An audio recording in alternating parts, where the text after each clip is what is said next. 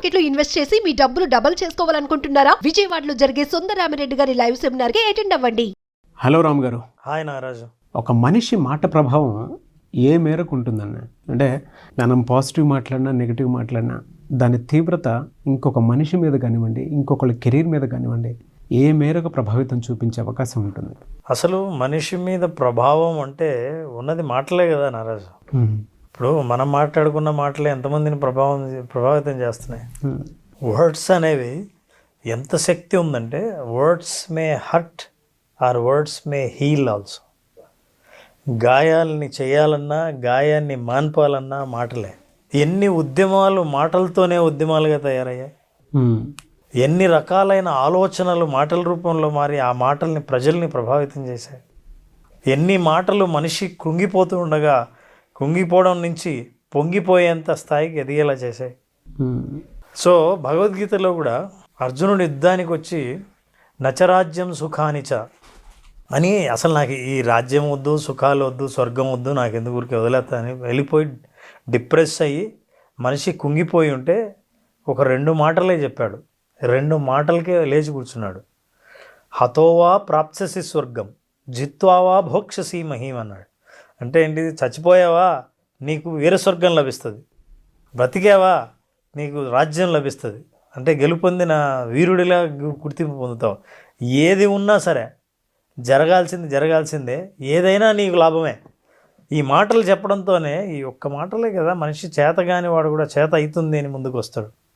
కానీ ఇవే మాటలే మనం పాజిటివ్గా మాట్లాడితే మనిషిని గాయాలే కాదు, మానసికమైన గాయాలని కూడా మార్చే శక్తి మాటల్లో ఉంది. మాటల యొక్క ప్రభావం, భాష యొక్క ప్రభావం, అందులో ఉన్న ఎమోషన్స్ యొక్క ప్రభావం ప్రతిరోజు మనం అనుభవంలోకి తీసుకొస్తూ ఉంటాం, మనకు తెలియదు. కానీ అది ఏదైనా కావచ్చు, నెగిటివ్ కావచ్చు. ఒక్కొక్కసారి ధైర్యవంతుడిని కుంగదీసేవి అవే. రాత్రంతా నిద్ర లేకుండా బాధపడే విమర్శనాస్త్రాలు కూడా మాటలతో వచ్చేవే. మాటలు మాట్లాడడం మనిషికున్న ఆవేశము, కోపము, ఎదుటి వాళ్ళ మీద ద్వేషము, ఇట్లాంటి కోపము, వీటన్నిటినీ మనం ఎక్స్ప్రెస్ చేయడానికి వాడేది కూడా మాటలేగా. అవునండి. అంటే కొట్టిన దెబ్బ కంటే కూడా మాట్లాడిన మాట ఎక్కువ గాయం కలిగిస్తూ ఉంటుంది. అదే అంటారు, stones and sticks May break my bones. కానీ మాటలు అంతకంటే మనసును బాగా ఎక్కువ గాయపరుస్తాయంట. గాయపరిచే మాటలు ప్రతిరోజు మనకు తెలియకుండానే కొంతమందిని గాయపరిచే మాటలు మాట్లాడుతుంటాం, కొంతమందిని ఎంకరేజ్ చేసే మాటలు మాట్లాడుతుంటాం. మనం కూడా కొంతమంది మాటలకు గురి అవుతూ ఉంటాం, మంచి మాటలకి, చెడ్డ మాటలకి. సో మాటకి ఎంత ప్రభావం ఉందంటే చాలామంది సైకాలజిస్టులు, న్యూరో సైంటిస్టులు కూడా దీని మీద స్టడీ చేశారు. వాళ్ళ స్టడీలో తెలిసింది ఏంటంటే, మీరు విన్న తర్వాత ఈ మాటల ప్రభావం బ్రెయిన్ లెవెల్లో ఉంటుంది, బ్రెయిన్ కెమిస్ట్రీని కూడా చేంజ్ చేస్తుంది. కొంతమంది ఒక్క మాట సాయం చాలదా అని, అందులో సాయం ఏముంది? డబ్బులు ఇవ్వట్లేదు, నీకు ఏ వస్తువులు ఇవ్వట్లేదు, కానీ నేనున్నా నీకెందుకు అన్న మాట చాలు మనిషిలో ఎక్కడ లేని ధైర్యాన్ని తీసుకొస్తుంది. సో ఇది మాట సాయం అంటాం. సో న్యూరో సైంటిస్ట్ చెప్పింది ఏంటంటే, మీరు ఎప్పుడైతే పాజిటివ్ మాట విన్నారో న్యూరో కెమిస్ట్రీ కూడా మారి మనిషిలో ధైర్యాన్ని, అంతకుముందు లేని ధైర్యాన్ని తీసుకొస్తుంది. మసారు ఎమటో అని ఒక జపనీస్ సైంటిస్టు, ఆయన ఈ మాటల ప్రభావం ఎట్లుంటుందో ప్రయోగం చేయాలని ట్రై చేశాడు. ఆయన ఏం చేశాడు తెలుసా? నీటి చుక్కను తీసుకుని దాంతో మాట్లాడాడు. ఆ మాట్లాడిన తర్వాత ఆ చుక్కల్ని, నీటి బొట్టుని ఫ్రీజ్ చేశాడు. ఫ్రిడ్జ్లో చాలా తక్కువ టెంపరేచర్లో ఫ్రీజ్ చేస్తే, I love you, my thanks to you, you are so beautiful అన్న మాటలు మాట్లాడి అవి విన్న ఆ నీటి బొట్టును ఫ్రీజ్ చేసిన తర్వాత ఆ క్రిస్టల్స్ చాలా అద్భుతమైన వజ్రాన్ని పొదిగితే ఎలా ఉంటుందో ఒక నగ, అట్లాంటి షేపును అది ఏర్పరచుకుంది. అంటే ప్రాణం లేని నీళ్లు కూడా స్పందించి మాటలకి అంత అందమైన రూపం ఇచ్చింది. అట్లాగే ప్రయోగం చేశాడు. ఇంకో నీటి బొట్టు తీసుకొని అదే క్వాలిటీ, అట్లాంటి ప్యూరిటీనే ఉన్న నీటి బొట్టును తీసుకొని దాంతో నెగిటివ్గా మాట్లాడాడు. I hate you, I don't like you, ఇట్లాంటివన్నీ నెగిటివ్ మాటలు మాట్లాడి దాన్ని ఫ్రీజ్ చేస్తే అది అసిమెట్రికల్గా ఏదో ఒక ముద్దలాగా, దానికి ఏ ఆకారం లేని ముద్దలాగా అది ఫ్రీజ్ అయిపోయింది. అప్పుడు ఆయన తన థీసిసే రాశాడు. ప్రపంచంలో ఇది చాలా పాపులర్. మసారు ఎమటో చేసిన ప్రయోగం, మాటలకి నీటి చుక్క కూడా ఎలా స్పందిస్తుంది అన్న. ఇది ప్రతి మనిషి జీవితంలో కూడా ఎదుటి వాళ్ళ అభిప్రాయాలు మనం ఏర్పరచుకోవడానికి కారణం కూడా వాళ్ళ మాటలే. ఈ మాటలు ఏంటి? భాష ప్లస్ చాయిస్ ఆఫ్ వర్డ్స్, మీరు ఎలాంటివి ఎన్నుకుంటున్నారు అని. మీరు అవతల వాళ్ళు మాట్లాడేటప్పుడు మీ దగ్గర చాయిస్ ఉంటుంది, ఎన్నో రకాలైన పదాలు మీ ముందుంటాయి. మీరు బాధ పెట్టే మాటలు ఎంచుకుంటున్నారా, లేదా మీరు అవతల వాళ్ళని సంతోషపెట్టే మాటలు ఎంచుకుంటున్నారా? Is it hurt or heal? దీన్ని బాధ పెట్టచ్చు, అవతల వాళ్ళని ఎంకరేజ్ కూడా చేయొచ్చు, అవతల వాళ్ళ గాయాలని కూడా మానిపోవచ్చు.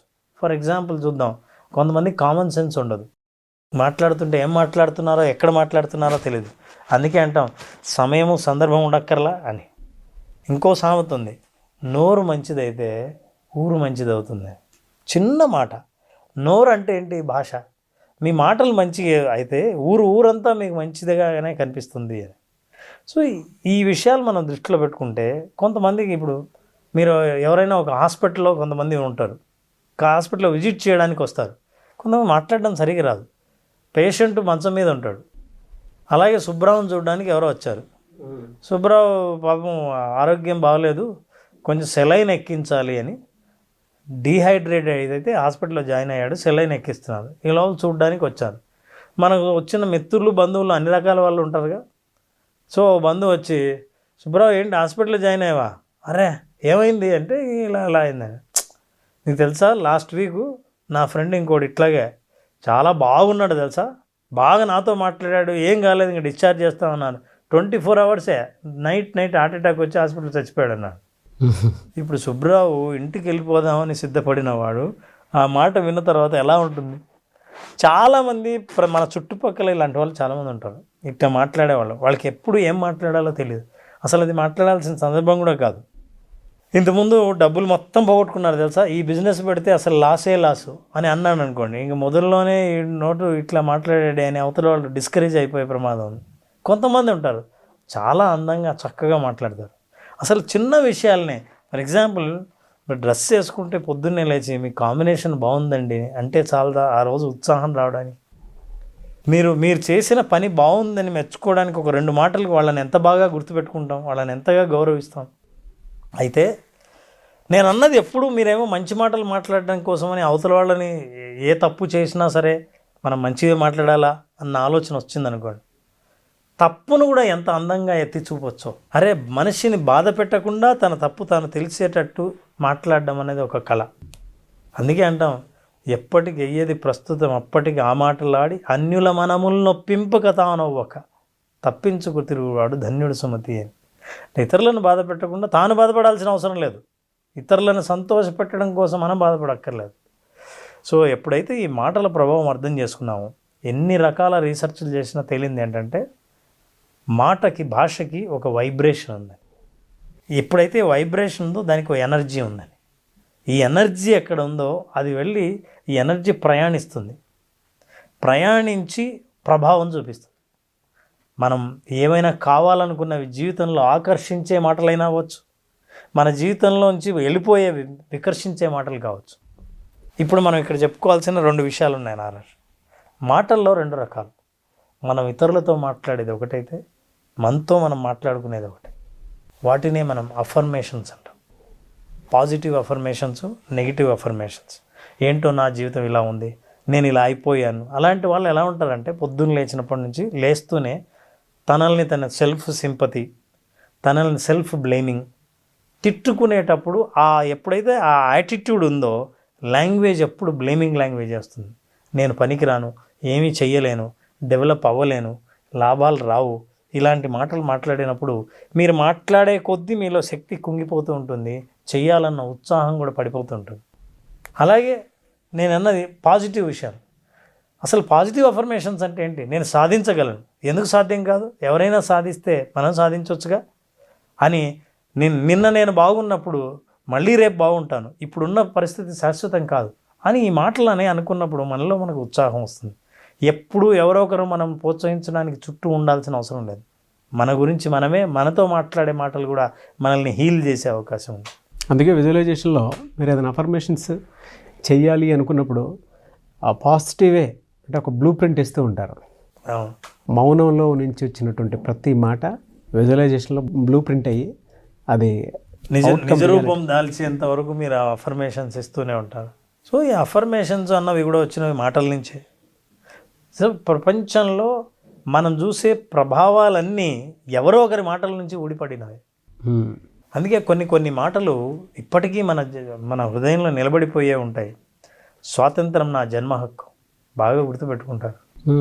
ఈ దేశం నీకేమిచ్చిందని కాదు, నువ్వు ఈ దేశానికి ఏమి ఇచ్చావు అని ఒకసారి ఆలోచించు. ఇట్లాంటి మాటలే మనిషిని మనం గుర్తుపెట్టుకునేలా చేస్తాయి, ప్రోత్సహించేలా చేస్తాయి, మోటివేట్ చేస్తాయి. అలాంటి మాటల్ని మనం గనక మన కోసం సృష్టించుకోగలిగితే, ఆ మాటల్ని మనం రిపీటెడ్గా చెప్పుకోగలిగితే దాన్ని అఫర్మేషన్స్ అంటాం, పాజిటివ్ అఫర్మేషన్స్ అంటాం. సో ఫైనల్గా నేను చెప్పాలనుకుంది నారాజు, మీ మాటలు ఎదుటి వారిని నొప్పించకుండా మాట్లాడండి. అది నొప్పించినప్పుడు మన అహం చల్లారచ్చు, కానీ ఎదుటివాడి మనసు గాయపడుతుంది. శరీరం గాయపడితే మందేస్తే ఆ తర్వాత అసలు ఒక్కోసారి మన గాయాన్ని మనమే మర్చిపోతాం, ఇక్కడ ఉందన్న విషయం కూడా మర్చిపోతాం. కానీ మనసు చేసిన గాయం మర్చిపోయినట్టు ఉన్నా అవతల వాళ్ళు మర్చిపోరు. కొంతమంది ఉద్దేశమే గాయం చేయాలని ఉంటుంది. అట్లాంటి ఉద్దేశం నుంచి, ఆ ఉద్దేశం ఉండి మీకు ఎప్పుడైతే గ్రాటిట్యూడ్ అనేది లేదో జీవితంలో, మీరు ఎప్పుడు గాయపరచడానికి ప్రయత్నిస్తుంటారు. గ్రాటిట్యూడ్ అన్నది ఎప్పుడైతే మనం ఎక్స్ప్రెస్ చేస్తామో భాష మారిపోతుంది. మీరు నాకు మంచి చేశారు, ఈ జీవితం నాకు ఎన్నో ఇచ్చింది, నా తల్లిదండ్రుల నుంచి నేను స్ఫూర్తి పొందాను, నా చుట్టూ స్నేహితులు నా మంచి కోరేవాళ్ళే, ఇవన్నీ ఏంటి గ్రాటిట్యూడ్ చెప్తున్నవే, కానీ మాటల రూపంలో ఇవి చాలా పాజిటివ్ వర్డ్స్. ఇదే గ్రాటిట్యూడ్ లేకుండా ఉన్నవి మాట్లాడే మాటలు ఏవైనా బ్లేమింగ్ లాంగ్వేజ్, ఇదంతా నెగిటివ్ వర్డ్స్. సో మన లైఫ్ మొత్తం షేప్ అవ్వడానికి కారణం కేవలం భాష, మాటలే.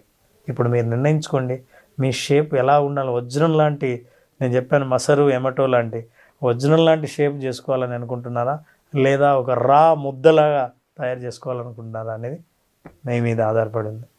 సైంటిఫిక్ రీజన్ తోటే చిన్న వాటర్ డ్రాప్ మీద మీరు చెప్పినటువంటి ఎగ్జాంపుల్ ఉంది చూసారా. అనుకుంటా ఉన్నా, ఒక మనిషి బాధలో ఉన్నప్పుడు చుట్టుపక్కల ఒక మాట సాయం కోసం ఎదురు చూసేటువంటి పరిస్థితి ఉన్నప్పుడు, ఎవరైనా మన వీడియోస్ చూసేటువంటి వాళ్ళు చాలామంది ఉంటారు. ఒక మాట సాయం ఈ విధంగా దొరికినా కూడా 10 మంది సాయం అక్కర్లేదండి, అక్కడికక్కడే మోటివేట్ అవుతారు, అక్కడికక్కడే జీవితాన్ని పునరుద్ధరించుకుంటారు, ఇంకో పునర్జన్మ తీసుకోవడానికి అవకాశం ఉన్నంత బాగా తీసేసుకుంటారు. ఇవాళ మన విజువలైజేషన్లో కూడా చాలామంది తీసుకునేది పునర్జన్మ లాంటిదే. అంటే ఒక విషయాన్ని అక్కడే ఫర్గివ్ చేసి నెక్స్ట్ లెవెల్కి వెంటనే వెళ్ళటం. త్రూ విజువలైజేషన్ అది సాధ్యం అవుతుందని అంటే, త్రూ ఇది ఓరల్ సబ్జెక్ట్ మీరు నేను మాట్లాడుకునేటువంటిది. అది ఎంత పర్సనాలిటీని హీల్ చేస్తుందని అంటే, ఒక మనిషి పడిపోవడానికి ఈ మాటే శాసిస్తుంది, ఒక మనిషి ఆనందపడడానికి లేదా పర్సనాలిటీ హీల్ చేసుకోవడానికి ఈ మాటే ఉపయోగపడుతుంది. అలా భగవద్గీతలో కూడా చెప్పినటువంటి కొన్ని విషయం, అంటే ఇప్పటికీ గీతలో శ్రీకృష్ణుడు ఏం చెప్పాడో అర్జునుడు అదే చేశాడు. ఆ మాట లోక కళ్యాణం కోసం ఉపయోగపడింది. కొన్ని అలానే ఉంటాయి సార్. అదే కాదు, శ్రీరాముడు కూడా తండ్రి చెప్పాడన్న ఒకే ఒక మాటతోటే ఈరోజు మనకు దేవుడు శ్రీరాముడు. అవును, మంచి మాట మీరు విన్నప్పుడు మీ మాట మారుతుంది, అది ప్రభావం. ఎస్, అలా మీరు ఎంతమంది మాటలు మార్చే వాళ్ళుగా తయారవుతారో మీరు నిర్ణయించుకుంటే చాలామంది జీవితాలు మారుతున్నట్లు లెక్క. Really good and thank you sir, thank you so much Ram garu. Thank you.